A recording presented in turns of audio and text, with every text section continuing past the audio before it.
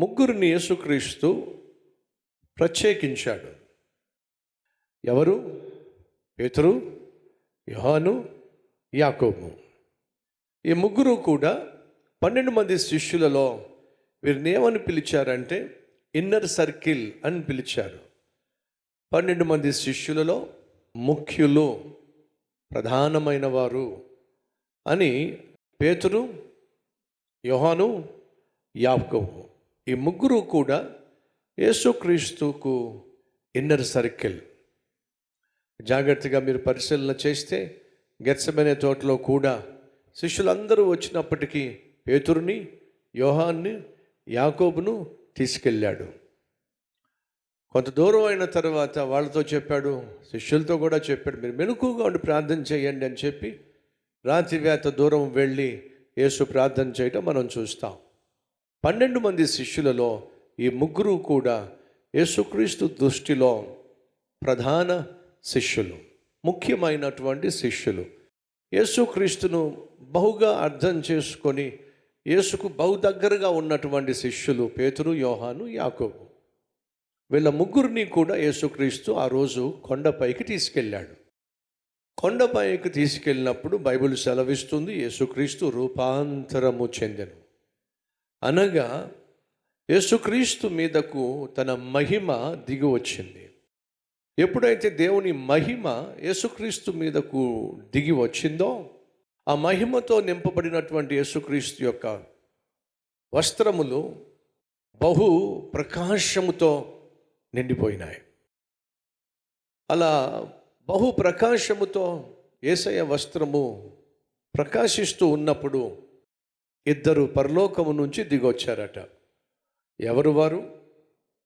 మోషేయు, ఏలియాయు పరలోకము నుండి దిగి వచ్చి యేసయ్యతో మాట్లాడడం జరిగింది.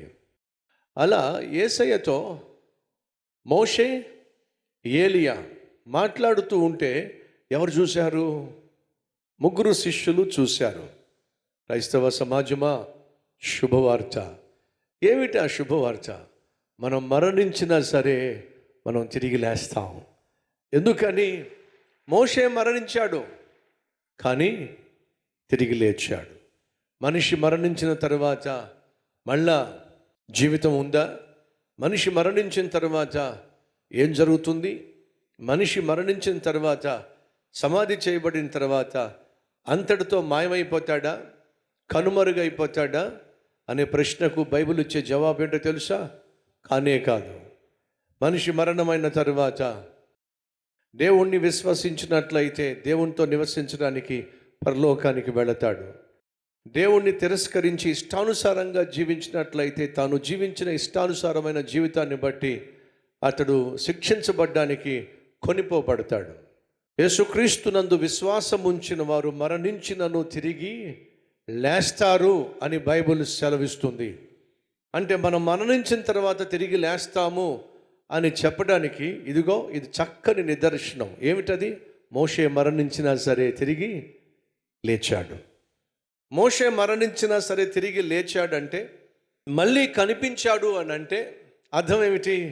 మోషే మరణించినా సరే తిరిగి లేచాడు, మళ్ళీ కనిపించాడు.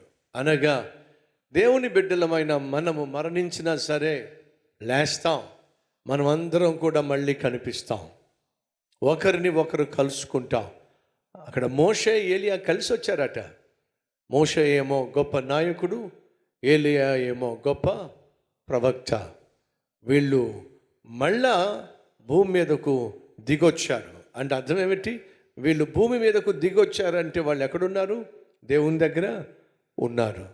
అలాగే మనం కూడా దేవునితో పాటు ఉండే మహాభాగ్యం యేసుక్రీస్తు ద్వారా సాధ్యమైంది. అలాగే మనం అందరం కూడా ఈ భూమి మీదకు దిగొస్తాం. ఎందుకని? 1000 సంవత్సరాలు ఈ భూమి మీద దేవుని యొక్క పరిపాలన ఉంటుందని, యేసుక్రీస్తు యెరూషలేములో దావీదు సింహాసనం మీద కూర్చొని 1000 సంవత్సరాలు ఈ భూమి మీద పరిపాలన చేస్తాడు. ఆ 1000 సంవత్సరాల యేసయ్య పరిపాలనలో బైబిల్ సెలవిస్తుంది, మనము కూడా ఈ భూమి మీద పరిపాలన చేస్తాం. అది దేవుడు మనకు ఇచ్చినటువంటి అద్భుతమైన నిరీక్షణ. సాధారణంగా మనుషులు ఎన్నుకున్న వాళ్ళు ఎన్ని సంవత్సరాలు పరిపాలన చేస్తారో చెప్పండి? 5 సంవత్సరాలు పరిపాలన చేస్తారు. ఒకవేళ మళ్ళీ ఎన్నుకున్నట్లయితే మరొక 5 సంవత్సరాలు పరిపాలన చేస్తారు. కానీ దేవుడు ఎన్నుకున్న మనము ఈ భూమి మీద చెప్పండి 1000 సంవత్సరాలు మనం పరిపాలన చేయబోతున్నాం. ఇది గొప్ప నిరీక్షణ, గొప్ప రక్షణ. క్రీస్తుతో పాటు మనం పరిపాలన చేసేటటువంటి గొప్ప ధన్యత మనకు దేవుడు ఇవ్వబోతున్నాడు. ప్రార్థన చేద్దాం. ప్రతి ఒక్కరూ ప్రార్థనలు ఎక్కివించాల్సిందిగా కోరుతున్నా.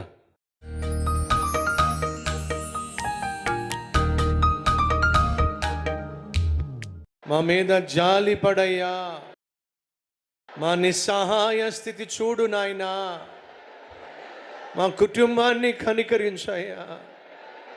రక్షకా, మమ్మను కనికరించయ్యా.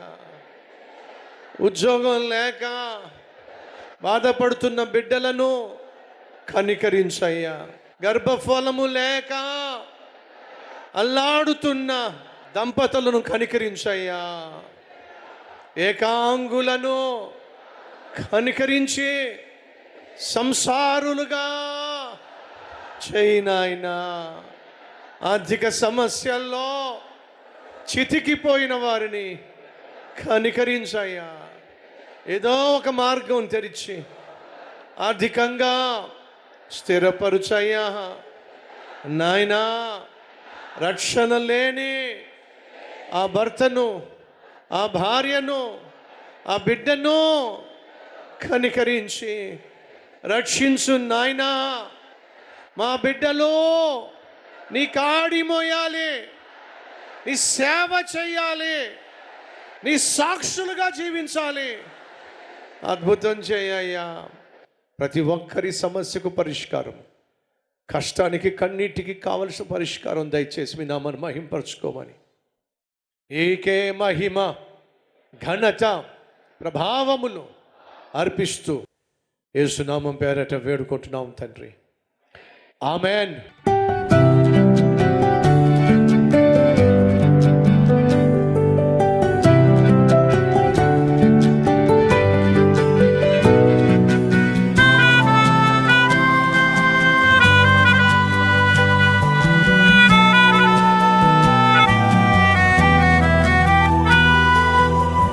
ఈ సందేశం మీకు ఆశీర్వాదకరంగా ఉన్నట్లయితే 10 మందికి షేర్ చేయండి, లైక్ చేయండి, మంచి కామెంట్ పెట్టండి. మళ్ళా రేపు కలుసుకుందాం. సరే.